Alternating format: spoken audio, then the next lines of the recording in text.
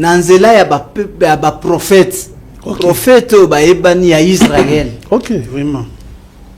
Maintenant ce qui peuple congolais ebaka etinda wana akokaki kozala na mituna ebelete. Parce que pour moi, selon Dieu, la RDC peut parler de guerre. Mais si nous retournons dans la parole de Dieu, moi je vois que la RDC n'a pas une guerre. Parce que la RDC, il y a une guerre mi balé o ya kosala. Nani bandi kutute. Ezata pembenité. Et là Guerre au Israël RDC a kosala. Pe o azali auteur na yango. Et kozala guerre au babengi Gog et Amagog. Gog et Magog. Ce qui est kobima guerre wana, c'est à cause de la RDC. Gog et Magog. Et guerre ya Armageddon, c'est à cause de la RDC. Ce sont ces deux guerres que Dieu connaît. Encore de nouveau aujourd'hui, le docteur John Kinkela est en train de nous dire que vous parlez de la guerre à l'Est, mais il n'y a pas encore la guerre, parce que la RDC s'attend à deux grandes guerres. Citées dans la Bible, Gog et Magog et la guerre d'Armageddon. C'est pourquoi Bazan a besoin à qui citer. Parce que Bango déjà Bazan a qui simoko mounen. Maintenant, ceux qui tozongi na Israël ou azali ombre. Israël, Nzambe tango aponi peuple d'Israël. Azotele mesilaye tribi moko. Tribi nini azotele mesilaye. Azo ibsaya lobi yo Jida. Ce qui possède Mboka. Lingende kozala na makolo na yo. Jusqu'à ce que Shiloh vienne. C'est-à-dire yo Jida, tu seras là pour combattre. Pour na kobunde la peuple na yo. Pour na kobunde la peuple na yo bandeko na yo. C'est-à-dire na kati na bango, Nzamba a choisir ba tribu nyonso te. Aponika ka tribu moko. Alobi yo ozali wana pona kobundela soki bitumbe komi, c'est toi qui dois lutter pour ton peuple. Quel qu'il en soit ba peuple nyonso bazali mais yonde muto lutter pona peuple na yo. De ba choisir bango peuple Juda. Maintenant pour la solo bake boye bakake l'ombre aussi doit refléter la réalité. C'est-à-dire na mboko pe ba senga secours. Quel qu'il en soit, il y a 45, il y a 450 ethnies, mais parmi les 450 ethnies, Dieu s'est choisi encore ethnie moko. Un seul peuple. Peuple wana a choisi bango lobi, c'est un peuple fort et redoutable. Depuis qu'il existe, nation forte, nation depuis puissante et qui écrase tout. Depuis qu'il existe. C'est-à-dire peuple va établir bango, va ébiquer. Pour ce qui concerne les troubles koya, souffrance koya, mais secours ya peuple wana, secours ya mboka mobimba, Dieu s'est choisi une nation. Ne nation wana zo présenter na peuple d'Israël. Tala nation wana, na mboka wana bazalaka na nation. Nation moko ezali forte et vigoureuse depuis qu'ils ont existé. Na nation wana, tango Nzamba za ko beta lisolo wana. Azobeta li soloana, il est où? Azali, au moment où Israël était une province de la Rome. OK. C'est-à-dire, makambo yo nyoso tango ezobeta ba Rome basali nini? Bazakoyoka. Il faudrait que ba Rome babunda bayoka. Biso ndeto komi ba agresseur ya peuple d'Israël. Mais il y a encore un peuple qui doit défendre la cause de ces peuples. Peuple angoisa au-delà des fleuves de l'Éthiopie. Peuple angoisa réellement. Voilà ce qui va pousser les Romains. Roi. Tozonga na 18 et sika tozali parce que c'est l'histoire un peu. D'un peuple. Voilà et l'autre tindika maintenant. Peuple. Ba o ba hebu ko zwa biso na boumbu banani bazwi biso na boumbu explorateur tangu bazali koya to moni na estawa ndeko Stanley tangu bazali koya ko kitana bazalaki koya ko somba ba esclave parce que il faut toye ba histoire to tangi na classe bazali koya ko somba ba esclave bazo somba wapi na Zanzibar. Zanzibar tout comme ça ba type type sika baza ko na type type ba komi na Tanzanie parce que Tanzanie eza mo ya bamboka mibale Zanzibar na lac Tanganyika nde bosangisa nde esali Tanzanie na babiloko mibale wa tangu ba komi wana ndeko na biso toti kotanga wa Stanley mutu aza kosomba ba esclave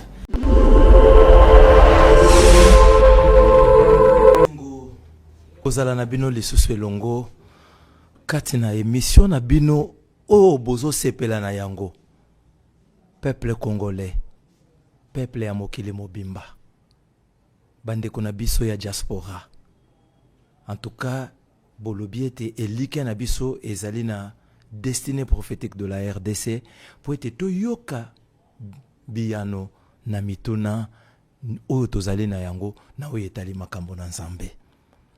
Lelo lisusu toye na Dr John Elongo pona kopesa bino bilei autant convenable pe ko répondre na ba préoccupation na bisno lokola tolo baka ete émission na biso ezali bilingue. Nazanga mon côté notre bien-aimé le docteur Aimé Monzan Kongolo tant de Dieu pour la RDC de Matadi est encore parmi nous. Il s'est déplacé uniquement pour participer à ces grands festins. Nous sommes dans la joie de le recevoir. Soyez les bienvenus encore une fois. Merci beaucoup les grands journalistes Laurent Fabrice. C'est encore un plaisir d'être invité pour la seconde fois dans cette émission parce que nous devons comprendre que je viens de loin.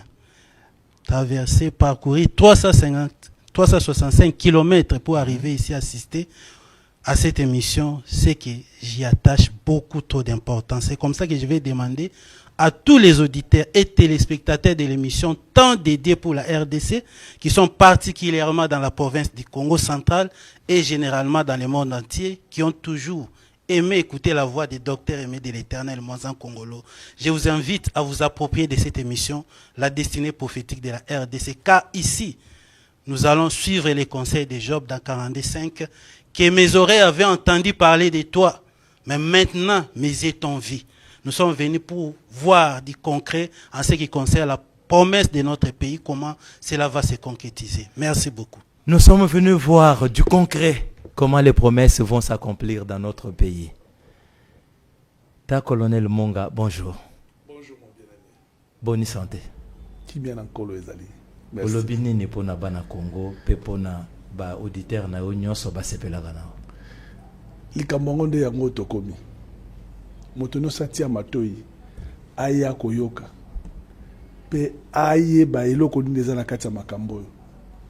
Po ba ebele bazana na pongi. Ngonga bola buki yango oyo. Soki mokonzi na mampinga atiki nanu lelo sokoto alobi aya pona makambo lokola boye ebongo bongo yo na ngai bato ya pamba en tout cas nzambe ya banzambe nkolo ya destinée prophétique akanisela yo. Merci beaucoup. Bonjour papa docteur John Kekela. Bonjour mon bien-aimé. Na banzi otondi na ba question ebele. Eza droit na bango ya kutuna. Obeteli biso li solo la fois dernière kolandisa mituna. Docteur, likambo ya roi divin. Mais olobi ete yambo roi aya. Ba téléspectateurs baza d'accord. Il faut d'abord ba mona longi. Kasi olobeli likambo bitumba te parce que ba téléspectateurs ba lobi bitumba o ya este to lembi. Jusqu'à quand to lelipe mingi. C'est-à-dire, oh nyonso mabonde le nzambo ayoka kate. En tout cas, biso to tikali kimia maloba ezali pa inayo. Merci beaucoup pour na motuna ya balinga mina biso nyonso batuni. Na banzi e yano nakoki kopesa bango ezali na thème. Thème na ngai ou thème to yeli bango ezali intitulé les eaux, la destinée prophétique de la RDC. Ok. Amen. Destinée prophétique lingi kolakisa nini? Peut-être que tangu tozolo bango na lopoto ezopesa biso pasi. Mais na ndimbola ya lingala lingi kolakisa boyi. etinda oyo nzambe atindeli peuple congolais na nzela ya ba prophète. Ok. Prophète oyo bayebani ya Israël. Ok. Vraiment. Maintenant soki peuple congolais yebaka etinda wana akokaki kozala na mituna ebele te. Parce que pour moi, selon Dieu, la RDC peut parler de guerre. Mais si nous retournons dans la parole de Dieu, moi je vois que la RDC n'a pas une guerre. Oh, ndeni sous docteur. Parce que la RDC, il y a une guerre mibale oyo akosala. Oh. Nanu bandi kutute. Ezata pembenité. Et là. Guerre oyo Israël oyo RDC akosala. Pe oyo azali auteur na yango. Et kozala guerre o babengi Gog et Magog. Gog et Magog. Ce qui est kobima guerre wana, c'est à cause de la RDC. Gog et Magog. Et guerre ya Armageddon, c'est à cause de la RDC. Ce sont ces deux guerres que Dieu connaît. Encore de nouveau aujourd'hui, le docteur John Kinkela est en train de nous dire que vous parlez de la guerre à l'Est, mais il n'y a pas encore la guerre, parce que la RDC s'attend à deux grandes guerres Mais citées dans la Bible, Gog et Magog, et la guerre d'Armageddon. Vraiment, Ah pour babi bat eschatologie, babi wana il faut enlever ça là déjà. Il faut docteur expliquer biso malamu. Naza koya. Eza mutuna pembia. Mutuna nyonso esengaka un enseignement. Ok. Enseignement nyonso ezwaka tango parce que na télévision tozana ngonga muke. Selon promesse na biso. Soki tozongi na Ésaïe chapitre 18. Le verset 1 jusqu'au deuxième verset. Potokota na troisième verset. Ésaïe chapitre 18, premier verset jusqu'au deuxième, nous lisons au nom de notre Seigneur Jésus-Christ. Amen. Amen. Terre où retentit le cliquetis des arbres, Ok. au-delà du fleuve de l'Éthiopie, toi qui envoies sur mer de messagers dans de navires de jonques voquant à la surface des eaux. Allez, messagers rapides, vers la nation forte et vigoureuse, vers ce peuple redoutable depuis qu'il existe, nation puissante et qui écrase tout, et dont le pays est entrecoupé par deux fleuves. Ok. Maintenant, na base to kovande la nanu na biya na promesse oyo. Parce que eyano oyo ba eyano ya bitumba o bazobeta lisolo. Nde bazobeta lisolo aw. Mais ce qui nazongi na chapitre 18 balobi mabele oyo ezali au-delà des fleuves de l'Éthiopie. Zé na ngambu ya Na mai ya ngambo Éthiopie. ya mai ya Eska Éthiopie. minduki eza kolela pamba pamba. Kuna minduki elelaka balobi teke guerre eza kuna mais bazoyoka makelele ya minduki. Minduki. C'est-à-dire makelele ya minduki wana eza causé non pas pour une guerre mais des conflits. Ok. C'est-à-dire bato wana baza na conflit. Ce suite à des conflits nde manduki ebetaka. Ok.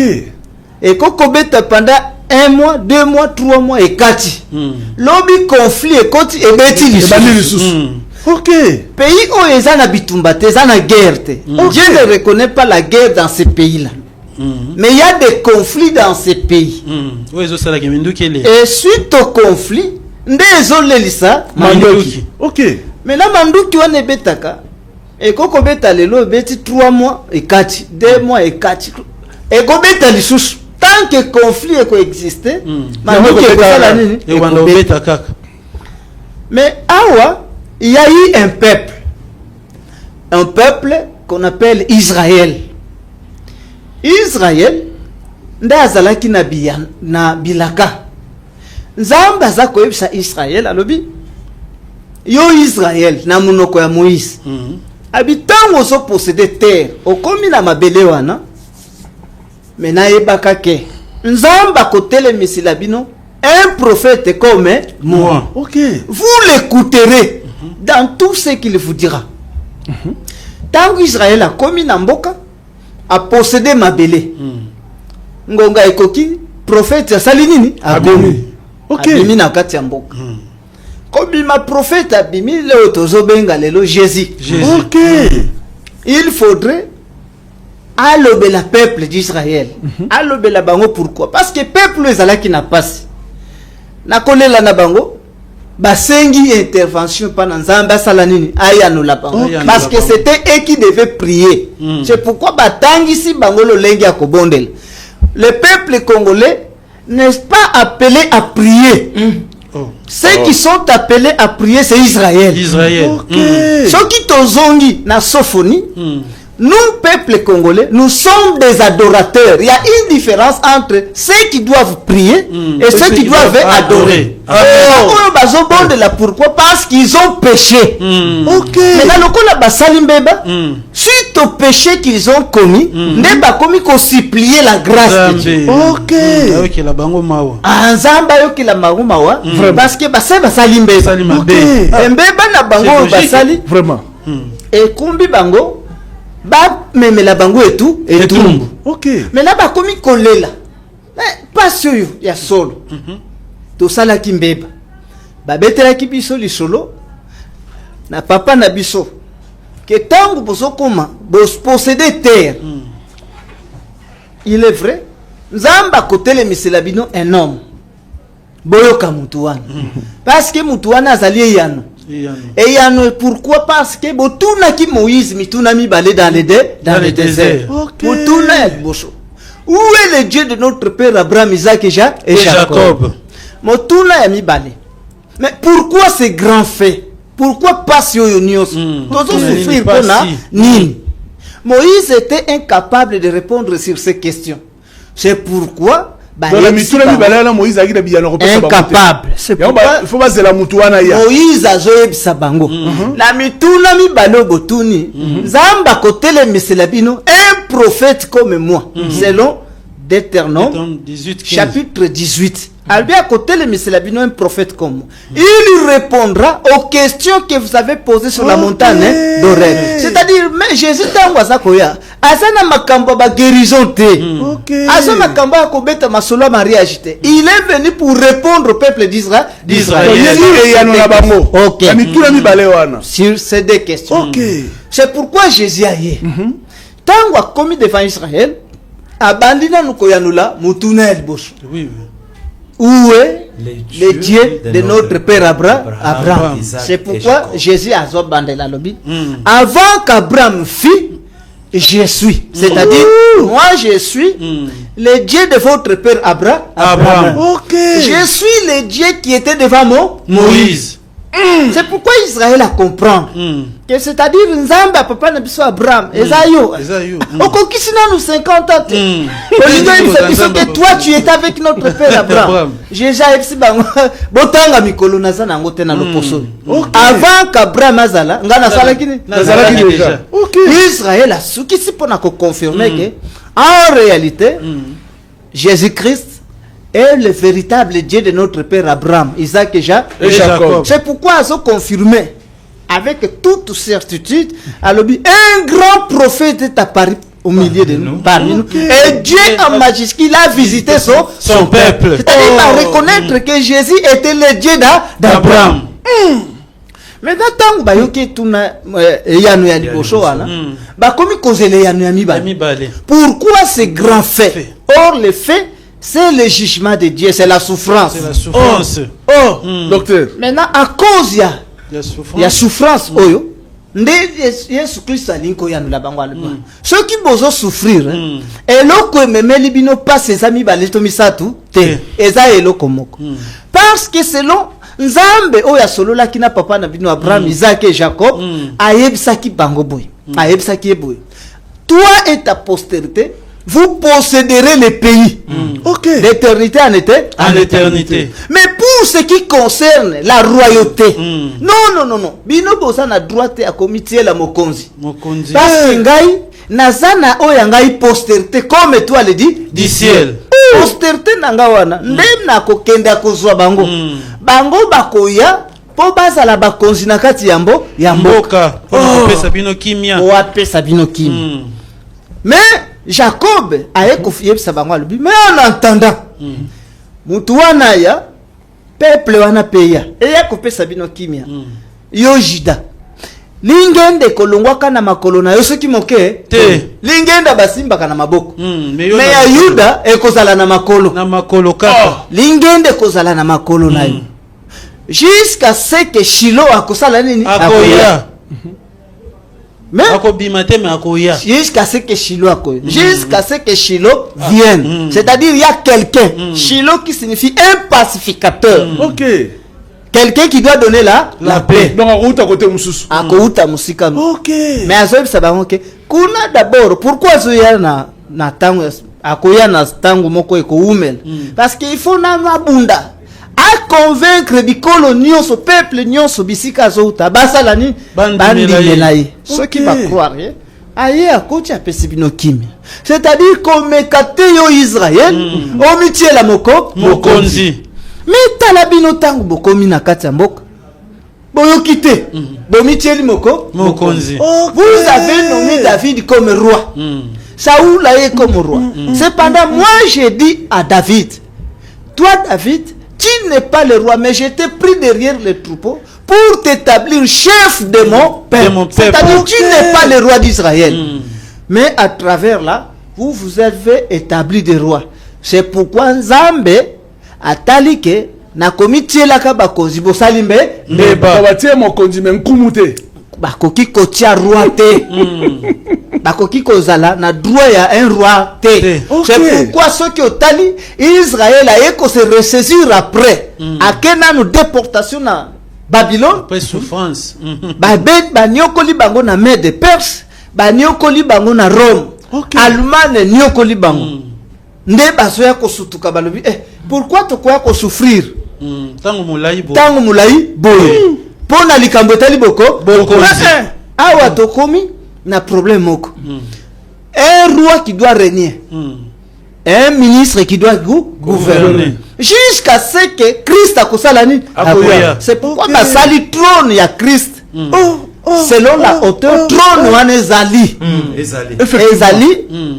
bazozela eza vite bazozela Christ akoya roi pourquoi roi parce que David abisi bango lui du côté septentrional c'est la ville du grand roi c'est pourquoi roi wana efoya on va bengi Shilo mais en attendant souffrance wana nyonso tu lokola se tosali mbeba tomitieli bakonzi nzamba bandi konyokola biso nde bakomi kolelela Nzambe mais na mbeba oyo tosali Nzambe na biso okoki koyokela biso mawate la miséricorde pour eux c'était l'apôtre Paul parce que Dieu qui est Jésus après avoir parlé mais la miséricorde pour na bango c'était l'apôtre Paul Paul alobi bayoki était c'est pourquoi Paul azo loba na kanda mingi alobi bon maintenant c'est à vous premièrement que cette bonne nouvelle du royaume devait être annoncée. Et parce que vous jugez indigne de cette bonne nouvelle, nous nous tournons vers les païens. Nous connaissons la paix au Congo, na Israël. Fini la grâce de Dieu à quitter la nation d'Israël. Maintenant, il faudrait mieux ce temps-là, bicole. C'est pourquoi ma commis kolela. Peuple d'Israël a zali kolela. Ok. À travers la prière. Nzambe yokela bisoma mawa. Nzambe eko sabangwa le but. Bon. Awa nazali susu na mawa mususu te. Je suis devenu incapable ya ko secourir bin. Ok. La seule possibilité qui me reste à vous secourir, il y a un pays. Mais na bozongi samisu na bino na mboka moko songolo mboka wane za wapi abi batuni mboka na kacha mboka moko mais dans un pays et dans ce pays il y a un peuple peuple wana fort et redoutable yenda za na capacité koko ya kosunga bino parce que pour moi je suis devenu na za susu na biyano mususu Maintenant, peuple, pour que Akoka se révéler, à se manifester, c'est là où Israël a posé question. Peuple, en Wezali Namboka, ni. Ok. Au-delà des fleuves de l'Éthiopie. Maintenant, au-delà des fleuves de l'Éthiopie, peuple en Ezali, peuple fort et vigoureux, depuis qu'il existe, nation forte, Namboka, Nini. Nation vigoureuse. Dans un pays qui est entrecoupé par des fleuves. Pays qui est entrecoupé de... Oui, et ça mboka moko mandu kebe et betaka parce que mboka wana yana ba conflit et belé. C'est pourquoi à cause de multiples conflits mandu kebe et betaka. C'est-à-dire bazope sa signe na peuple d'Israël. Et ce n'est pas ici, Dieu ne parle pas aux Congolais, mais Dieu répond à Israël. Ok. Basembo la miso na mboka wana. Comment tozonga na réalité? Comment un pays qui est dans de diverses guerres et koki kokende kosunga mboka o ezali ko souffrir? C'est-à-dire moko eza na ba guerre. Ndenge nini koki kokende kosunga peuple ezali ko souffrir? Parce que lorsqu'il y a plusieurs guerres, là on sous-entend que le peuple est en train de souffrir. Tout à fait. À cause de plusieurs guerres. Maintenant, il y a une nation qui plaît. Bazana multiples guerres. Bozoyo ka Israël. Et chaque jour, bangomoko bazakoloba na mukanda msusu nazal tozala kanangwa. André Chouraki. La reconnaissance. Ton peuple n'a connu la paix que 40 ans du temps de Salomon. C'est-à-dire, en dehors, il y a temps à Salomon. C'est pourquoi Basengi secours. Oyoki David a sa collé la lobby. Je lève maintenant mes yeux vers l'été, vers les montagnes. D'où me viendra le secours? Parce que, dans la montagne, il y a une montagne. De l'éternel. Docteur, promise. Si tu es un je lève mes yeux vers les montagnes. Et ça pour la bango. Mais Israël n'a pas là. Ce n'est pas les Congolais qui doivent lever les yeux. Congolais ceux qui ont bandu la montagne. Parce que les Congolais, ils ont été préparés par Dieu comme une réponse pour toutes les nations. Ah bon? La nation se fout battre le peuple congolais. Chose grave. À cause de l'ignorance, les peuples congolais ont symbole la mission et la paix bambo comme ça. Non. Quelle responsabilité. C'est ainsi. Mon peuple périt faute de connaissances. Vraiment. Ce qui te yokani malam. RDC azana ba guerre. Ok. Mais il y a des conflits. D'ailleurs, ce qui te songi à la réalité, beaucoup yokake. Conflit à Nanga. Les hommes ont tombé guerre, tout très guerre. Nanga. Mais boyoki Nanga tango azotele misa guerre. Akio senga secours na Rwanda. Paul Kagame. Tuti. Asengiye secours. Azana eloko tini ki asenga tuti wana secours. Sunganga. La guerre azako ya ko réclamer azana eloko azo réclamer même conflit avec le peuple congolais azo ba bien alobi azo lelani mabele na ye oyo ba botoli c'est-à-dire mine na ngai on comprendre que y a la base ya guerre ya nanga eza mine na azo réclamer donc conflit c'est un conflit. Pour comprendre que la RDC n'a pas une guerre mais ezali retentissement des armes suite à des conflits.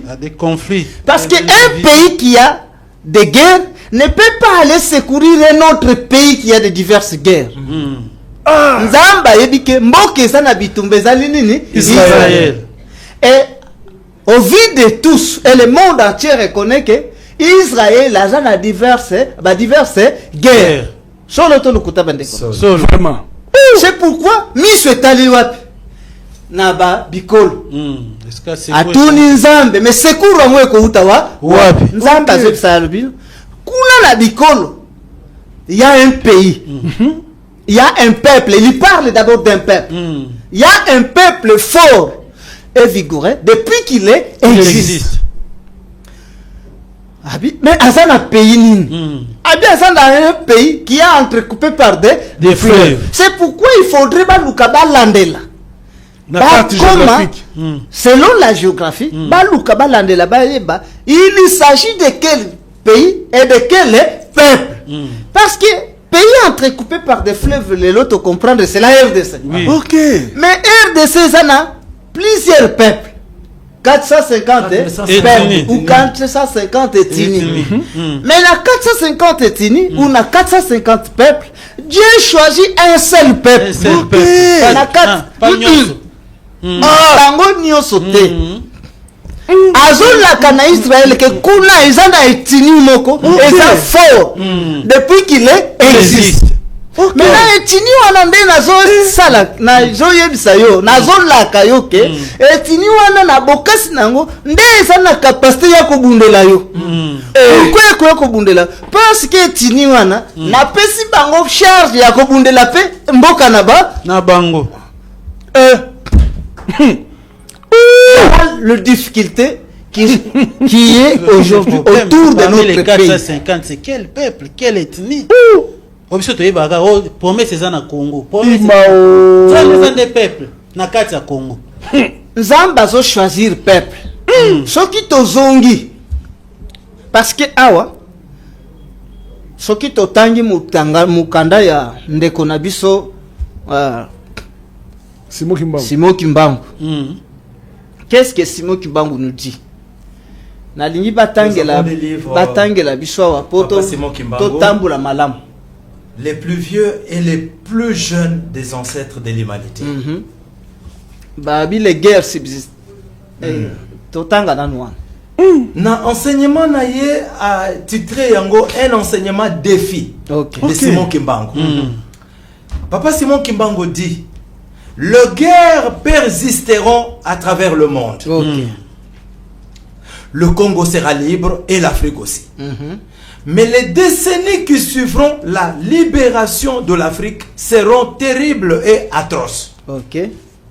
Il dit: un grand désordre spirituel et matériel s'installera. Un grand désordre spirituel et matériel s'installera. Merci. Azo continue Simon Kimbangu poto limbola na munoko na biso ya mboka ya ba biso bato mboka bana lako bayangwe. Simon Kimbangu azolo bani na lobi ngai batindinga pour la libération des peuples congolais et de la race noire mondiale. C'est pourquoi la ligne lobena na race noire ezana mokili mobimba. Boye bakake pona bitumba. Bitumbe kozalaka continuel. Les guerres persisteront. Et kozala continuel. La lobite ke kosuka. Et kozala continuel. Na mokili. Ndazo ko balobi. Quel qu'il en soit, la guerre ko subsister. Mais base ya ba guerre wana ezali po installer un grand désordre spirituel et matériel. Donc mobulu ya bonzambe na ya bozui. C'est-à-dire guerre ezana na base ya ko créer un désordre spirituel. Désordre spirituel linko laksanini. Chaque nation ezana facilité selon sa coutume et kokakokota kobenga nzambe na bango. Bazo benga nzambe na bango ba invoquer kolandisa généalogie na bango c'est-à-dire ba ko respecter pour jusqu'à ce que ba ko atteindre nzambe. Ndenge Israël ezalaka Na lolenge il y a un peuple. Tozomona peuple d'Israël. Mais suite ya ba trouble nyonso tu ekokota, histoire ya chaque peuple est kozala bouleversé. C'est-à-dire chaque peuple n'aura plus la facilité de garder son histoire. Maintenant, ce qui histoire pour garder à monter, il est difficile beaucoup kakomata selon la généalogie jusqu'à ce que beaucoup atteindre nzambe na bino. Vraiment. Peuple sans histoire, c'est peuple sans repère. C'est pourquoi, awa, selon l'apôtre Paul, qui est en train de nous d'écrire la Bible, la Zolobake, bino peuple congolais, bato bozali, bankolo bilaka, yasuka, botala Israël. Il est l'ombre du véritable nation d'Israël. C'est-à-dire botala peuple wana. Histoire na ye, na ya bino esali nini ekokani. Okay. Lokola bino bobungisi histoire, mais na bapesi bino Israël, pays oyo ba garder le fils que histoire na bango. Botala ke histoire ya wana na ya bino eza similaire. Botala bango selon leur divinité bazana facilité à koyeba ke nzambe azalaka ya koko na biso Abraham. Okay. Mais na soki tolingi kobenga nzambe wana ya koko na biso Abraham, il faut toyeba kolanda molongo ezali nini? Toyeba ke nzambe azali ya du temps de Mose baza koloba nzambe Dieu de Moïse, Dieu de Joseph, Dieu de Moïse, Dieu de Jacob, Dieu d'Isaac et Dieu d'Abraham. Ok. Bala moko bazoko koma sur Dieu d'Abraham ba reconnaître que nzambe Abraham c'est elle. Ok. C'est-à-dire sans passer par cette formule, il y a lignée wana, moi ba atteindre nzambe Exacté. et moi pe nzambe ayoka bango Exacté. parce que nzambe atikala koyeba bango te. Ok. Mutu yo nzambe ayebaka c'est Abraham. Ok. Maintenant Abraham oyo ayebanaki na nzambe. Soki Isaac azana bosenga na ye abeleli Abraham abeleli nzambe. Tangu Isaac azoko kufa ayeko bota Jacob.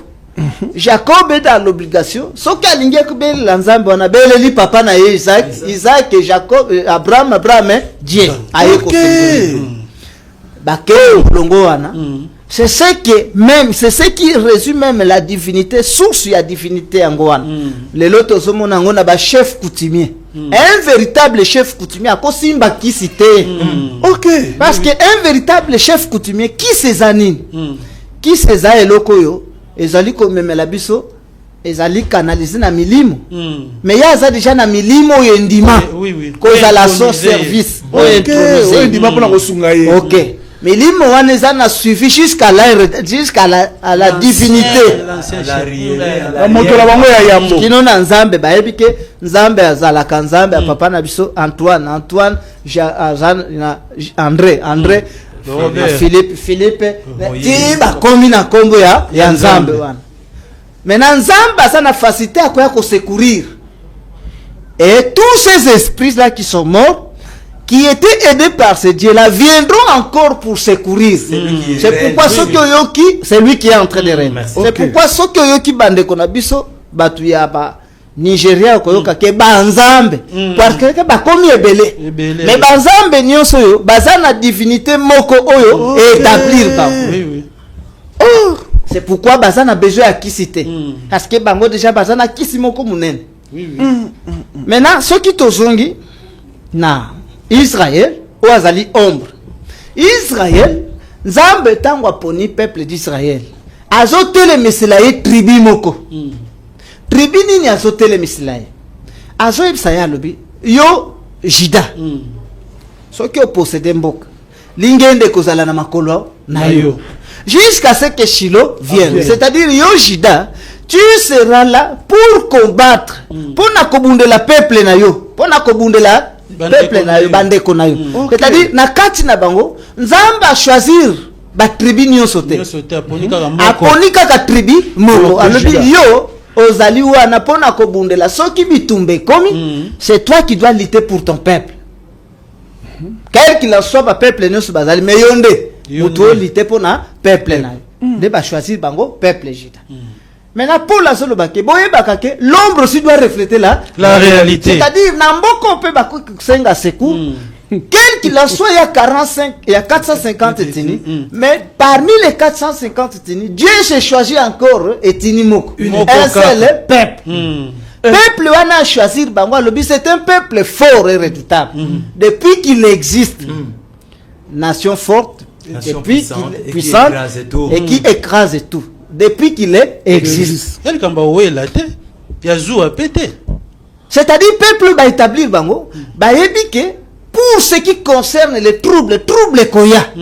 souffrance ekoya mais secours ya peuple wana secours ya mboka mobimba Dieu se choisit une nation. ne nation wana zo présenter na peuple d'Israël alobi tala nation wana na mboka wana bazalaka na nation nation moko ezali forte et vigoureuse depuis qu'ils ont existé na nation wana tango nzamba za ko beta lisolo wana azo beta lisolo wana il est où azali au moment où Israël était une province de la Rome.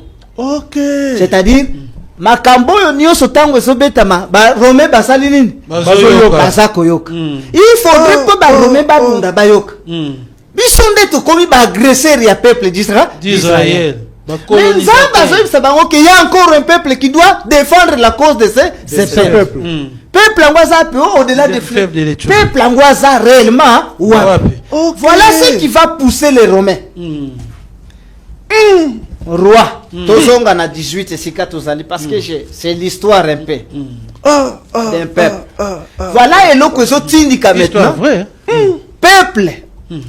Ba o ba hebu ko jwa biso na boumbu banani bazwi biso na boumbu explorateur tangu bazali koya tomoni na estawa ndeko Stanley tangu bazali koya kokitana bazalaki koya kosomba ba esclave parce que il faut toye ba histoire totangi na classe bazali koya kosomba ba esclave bazo somba wapi na Zanzibar Zanzibar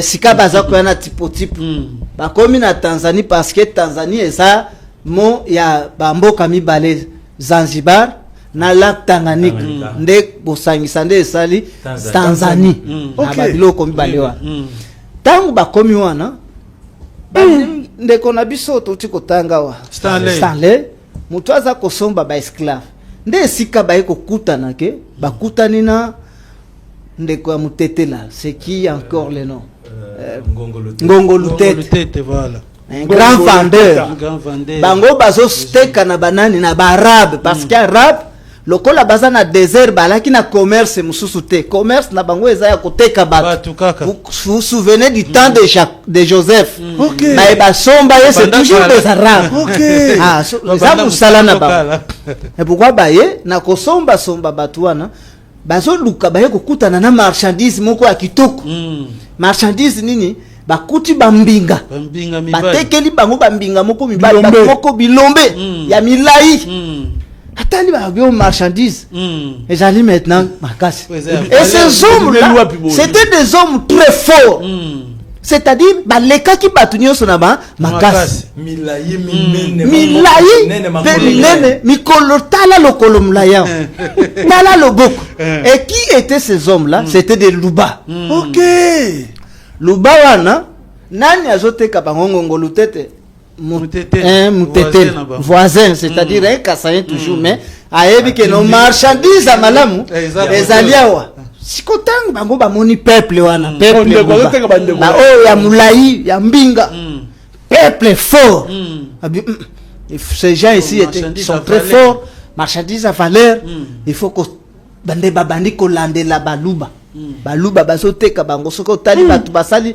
mingi États-Unis keba bamboke bangambe wana soko tali race wana basilisa ngo na koteka parce que ils ont acheté et ceux qui sont restés sont les mélanges ya baluba ya kananga na ya mbujimai vraiment même Mike Tyson pas loba ki mélange voilà oui parce que ba oyo wanande race yo nzamba zolobela un peuple fort et figuré depuis qu'il existe vous comprendrez que ceux qui sont selon la hauteur ces gens ont existé ok un peuple fort et redoutable très fort qu'ils étaient c'est pourquoi va découvrir que marchandise est amakas comme ça on a kosuke la yasus na Zanzibar te il faut na salani na plonger na kende na komati na source ponga moko na zwa source te ba ya kotekela na source te na misola ngai moko na moko na misombela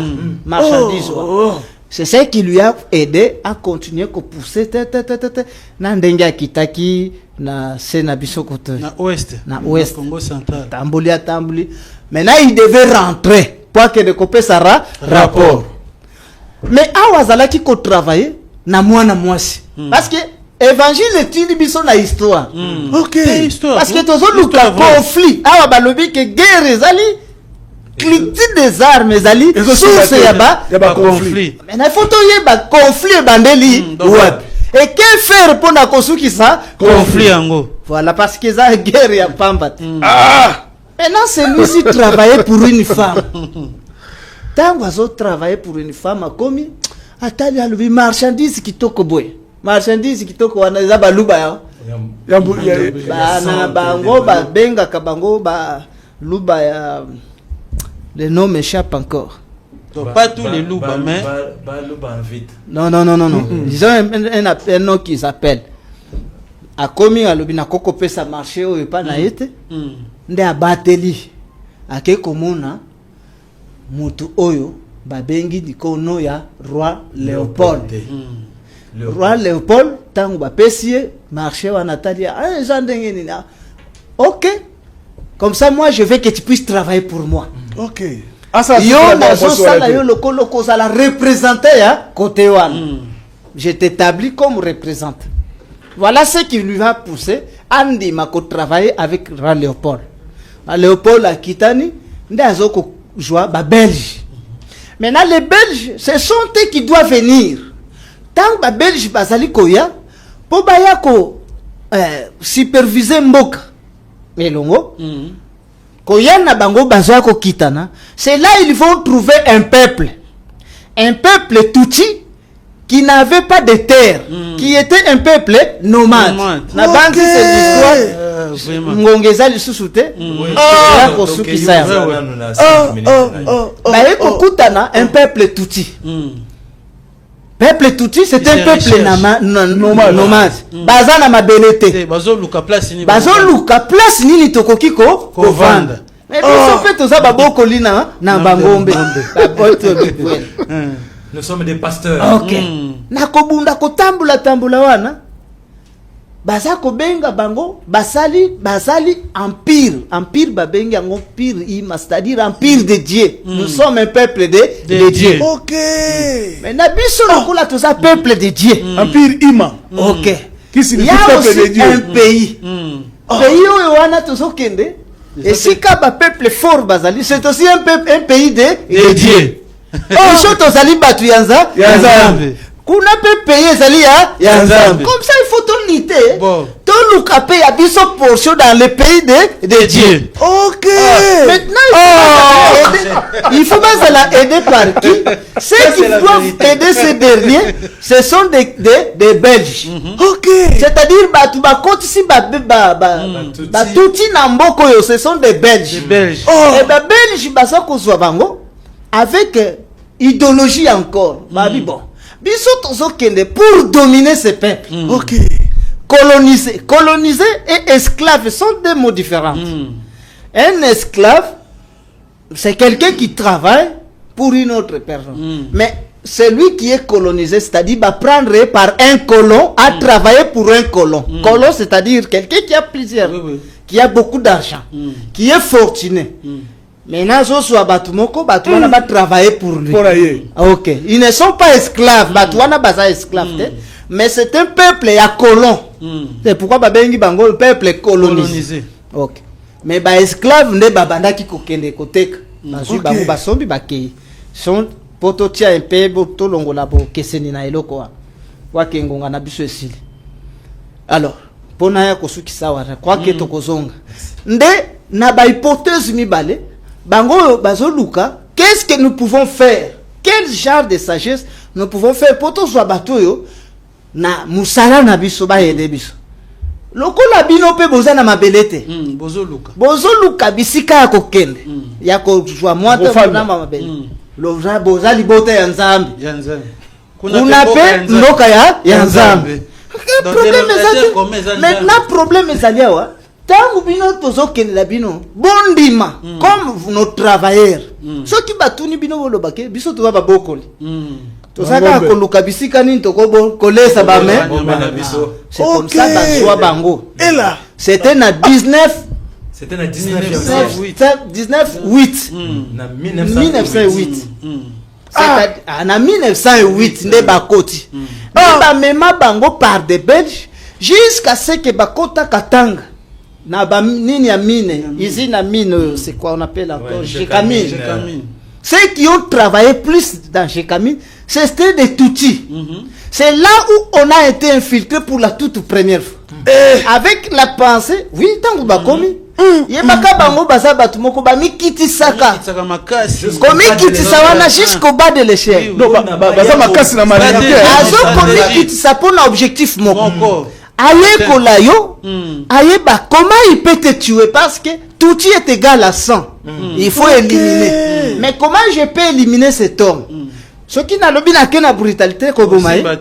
Et qu'on a qu'on refait. Maintenant il faut d'abord komi kitisa ko étudier comment je peux faire pour éliminer. C'est pourquoi il y a une arme.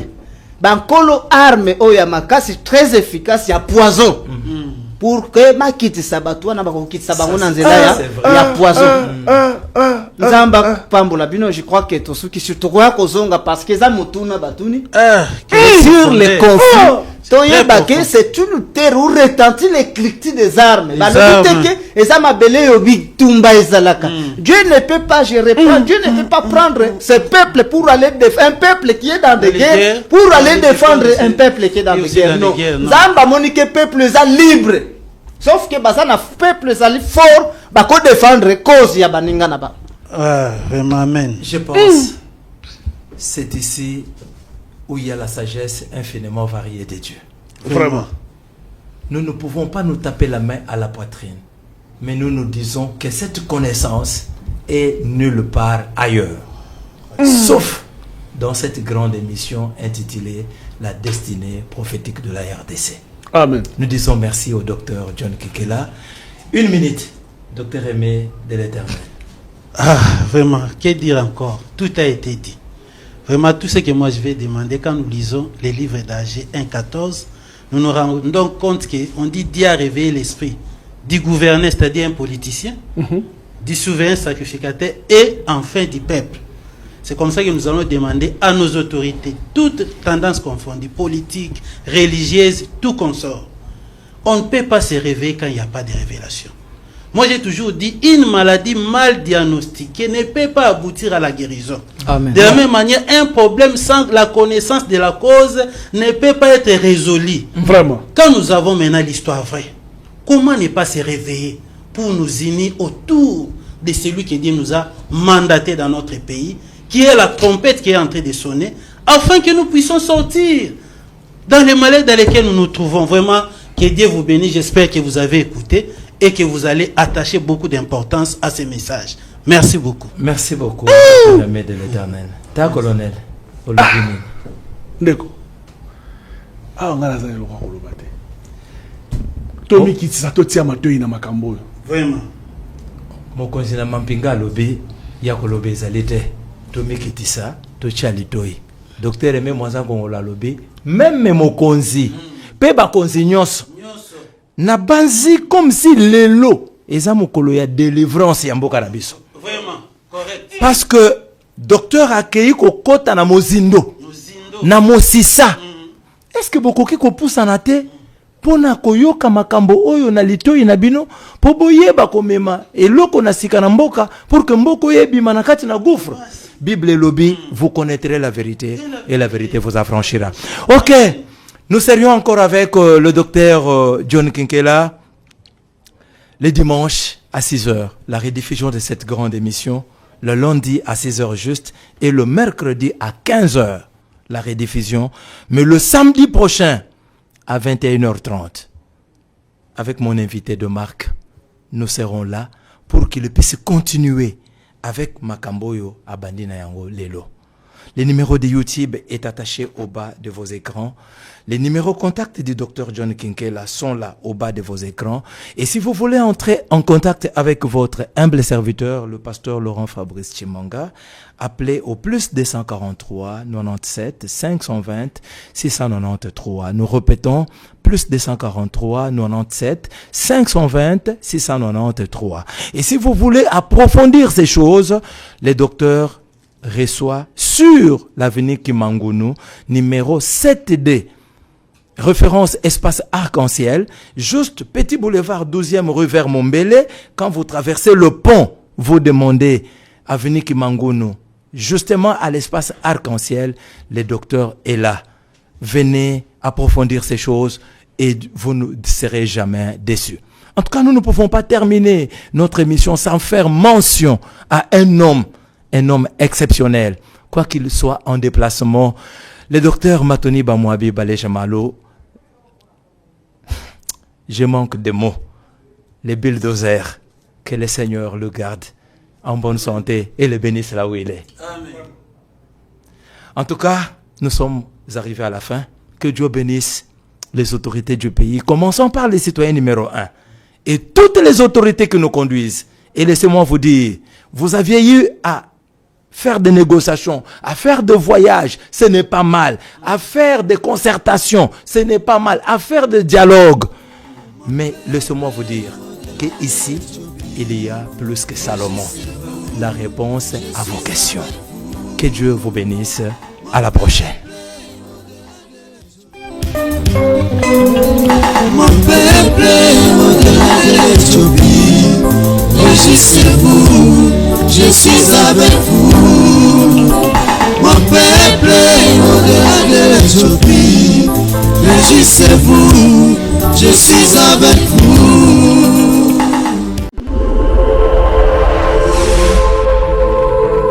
Bien-aimés dans le Seigneur Shalom, c'est bien moi votre frère, le pasteur Israël Nash, représentant légal et Ophelina. Jésus est mon papa.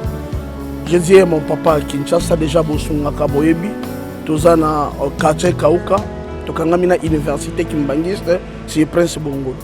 Ça fait déjà une année. Toza sous na Ophelina, Jésus est mon papa na Goma. Qu'on appelle ça qui initiative, Tof Banana Goma. Ça fait déjà une année, Tozana Ophelina, Jésus est mon papa na Goma. Toza plus ou moins na 58 enfants, n'engue bozomona na Bilili. Et bazo benga biso les sous baba qui sabana.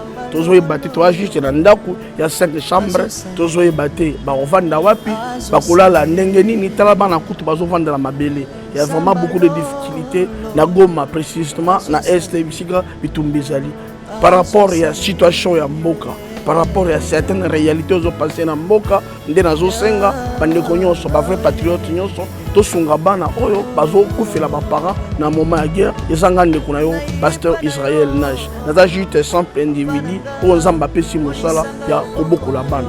Et ce qui ngai un simple individu n'a eu capacité à kosunga bana combien plus fort l'état. Ndé na sengi na bato nyonso ya motema malamu, bato nyonso balingi basunga ba ofele à Jésus mon papa Goma ba contacter biso na numéro bozomona numéro na biso za plus 243 89 72 32 229. Tous la lisungi ya bato nyonso pour na bana o baza na Goma précisément pe ba o baza na Kinshasa. Je suis un vrai patriote, tu es un vrai patriote. Tout ça la mboka na biso ata pona kosunga pe kobokola ba ofele na kombo na Yesu na pesi bino botepe. Ciao.